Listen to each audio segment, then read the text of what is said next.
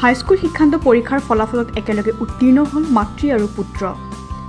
মনত প্ৰবল ইচ্ছা শক্তি থাকিলে শিক্ষাৰ ক্ষেত্ৰত কোনো বাধাই প্ৰাচীৰ হ'ব নোৱাৰে। সেই কথা আজি পুনৰ প্ৰমাণ হ'ল বিশ্বনাথত। উল্লেখযোগ্য যে সমগ্ৰ ৰাজ্যৰ ভিতৰত হাইস্কুল শিক্ষান্ত পৰীক্ষাত ফলাফলত বিশ্বনাথৰ ঝৰ্ণা শইকীয়াই দ্বিতীয় স্থান লাভ কৰি বিশ্বনাথলৈ গৌৰৱ কঢ়িয়াই আনিবলৈ সক্ষম হৈছে। তাৰ সমান্তৰালভাৱে বিশ্বনাথত আন দুই পৰীক্ষাৰ্থীৰ ফলাফলক লৈও বিশেষ চৰ্চালৈ আহিছে।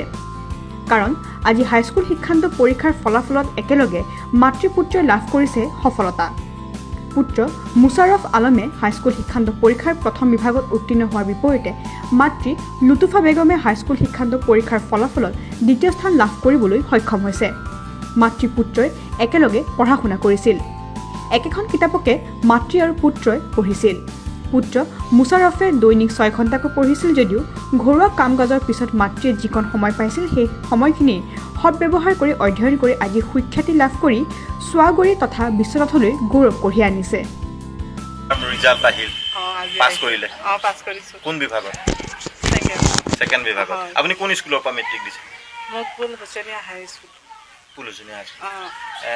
আপুনি এতিয়া ঘৰ সংসাৰ কৰা অৱস্থাত এনেকৈ পৰীক্ষা দিছে কি ক'ব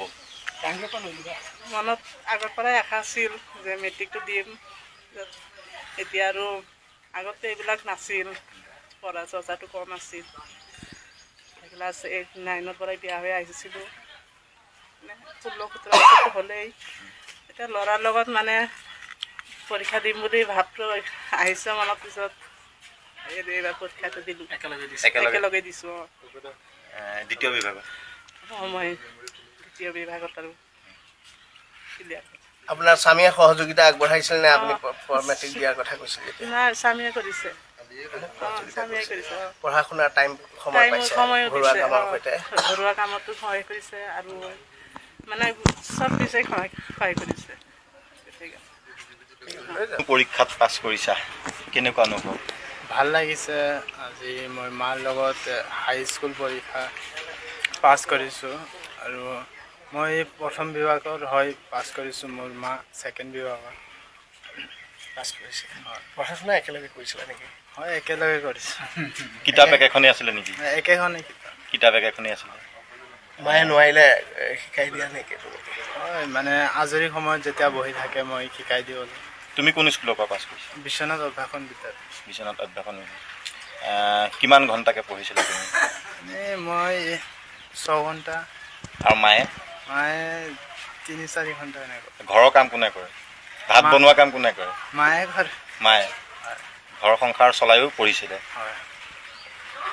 এতিয়া তুমি কি কৰিম বুলি ভাবিছা মোৰ ডিফেন্সত যাব মন আছে কেনে অনুভৱ হৈছে সাধাৰণতে মাকৰ লগত মাক আৰু পুতেক দুয়োটা একেলগে পাছ কৰিছা মেট্ৰিক গতিকে আজি ফলাফল আহিছে প্ৰথম ফলাফল পাই কেনে অনুভৱ কৰিছে ভাল লাগিছে